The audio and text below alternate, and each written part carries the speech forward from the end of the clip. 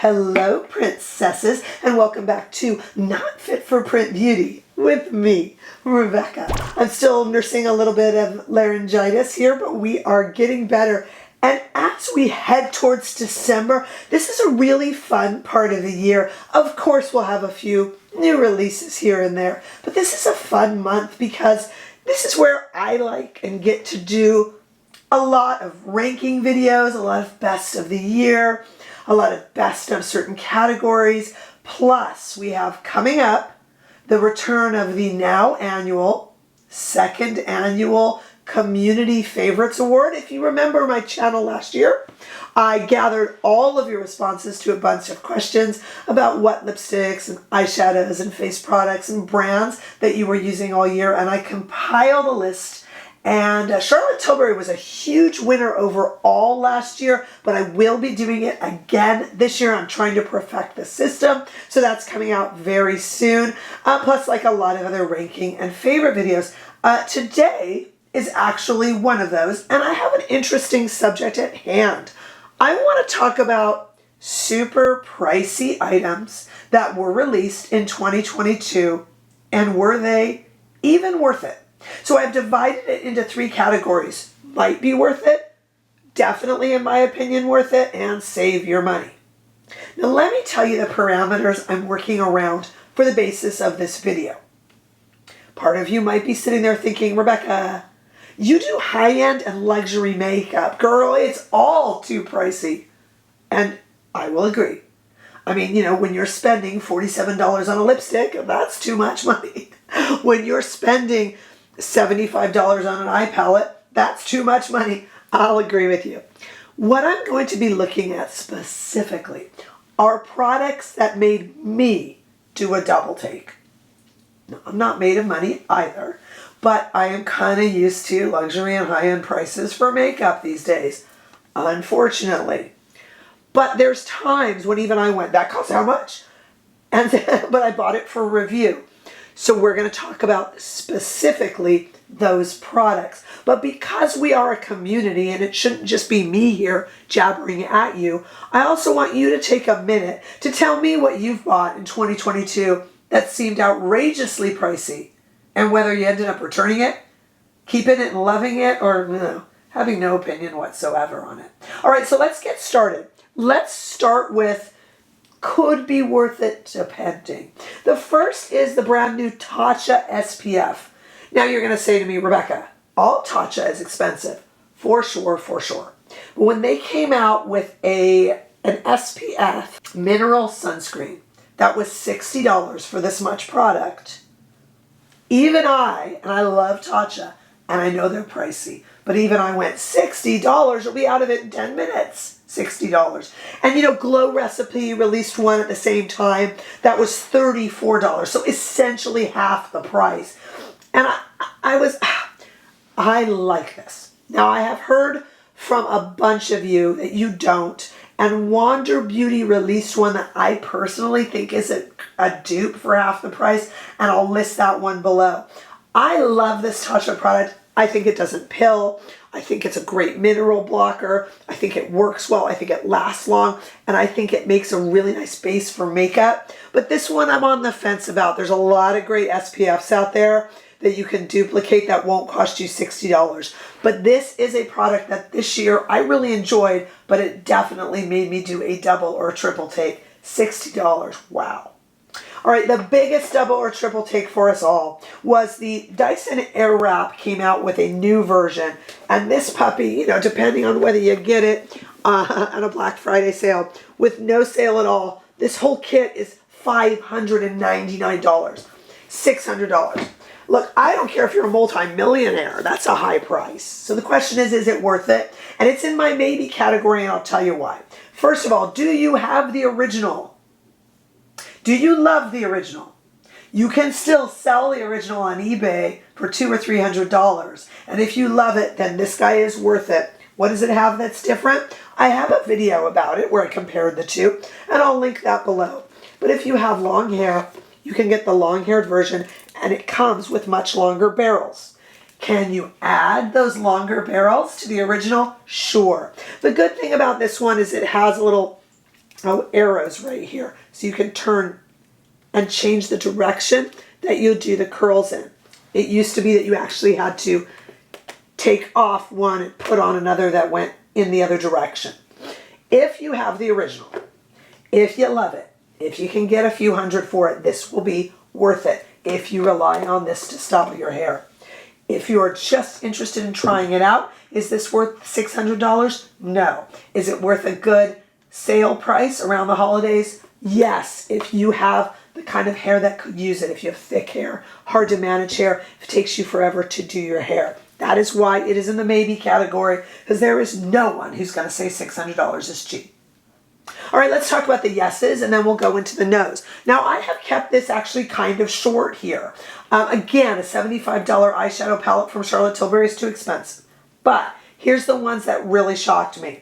This Burberry eyeshadow palette right here is $115. And I went, what? But I love it. I love it. If you can get this on sale, or if you have a little bit of money for a splurging gift for you or yourself, I actually think this is worth it. I am wearing the copper shade today, mixed with something else. I love it. This was $115 that I do not regret spending. Stay with me till we get to the don't buy it category. I have some regrets in there. But this one, as pricey as it was, as much as I hesitated, I really like. Hourglass is always too expensive, always. But as you know, in an early holiday release, they came out with 3 face palettes. Each one was $85, and a lot of us bought more than one. And that price made me do a double take even for Hourglass. I'll let you do the math. I did 3 times $85. I do believe these are worth it. I love Hourglass palettes. I have used them a lot. I am wearing the elephant today, both on my eyes and on my face, and I really do enjoy all 3 of these. Do you need to buy all 3 at $85 a pop? No. Should you even buy one for $85? Again, not in place of rent or heat. There are real needs out there. But for those that have some expendable income, I think it's a good splurge. I really, really do. Another product that I'm wearing today that made me do a double take are 2 products by Chantecaille. Now, everything Chantecaille, frankly, makes me do a double take. I could have put any of their makeup in here, but specifically, I put in the anti-aging and this rose tint, these tints, okay? The rose tint is what's giving the glow to my face today. And the anti-aging bronzer, I actually put all over my cheeks and all around the hairline. I think it's lovely.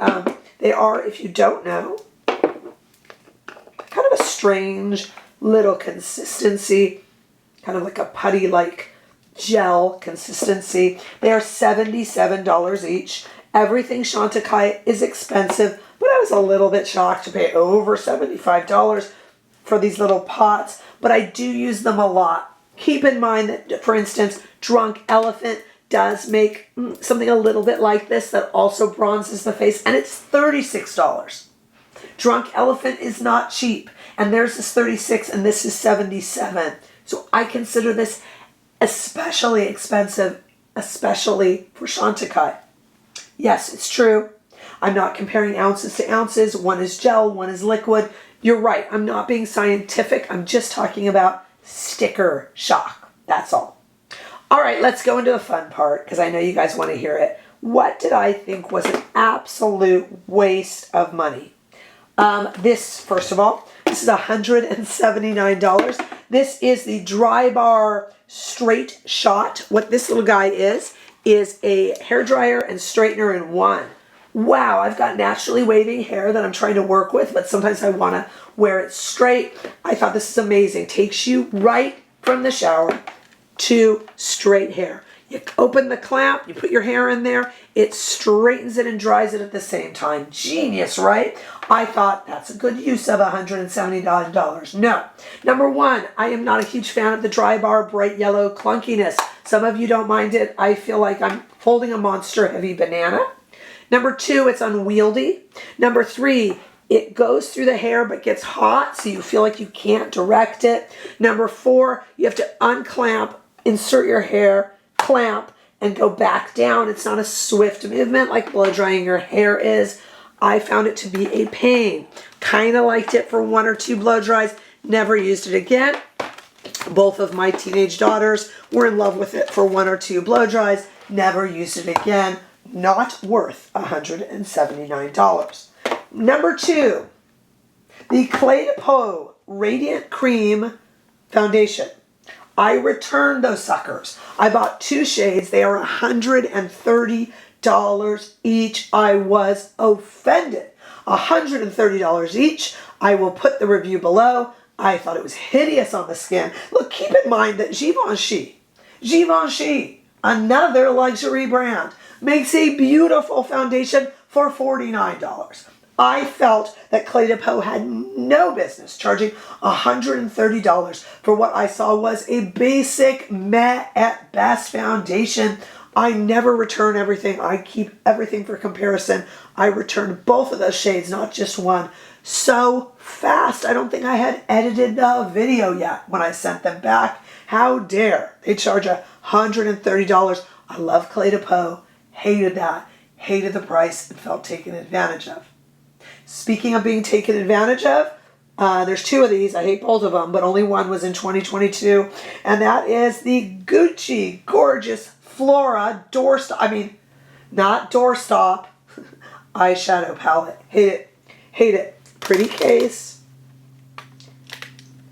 This stupid thing we saw in last year's also is $152. Look, you can hold things in it. If it's like a dime, the dime you have left after spending $152 on this nonsense. You guys know I have gone on and on about this, and if you've been with my channel for a while, you could have predicted that this would be in there. I'm not saying the shadows are bad or you can't get a good look out of it, but seriously, $152. There was no replacements. I know it's pretty. I know it's Gucci.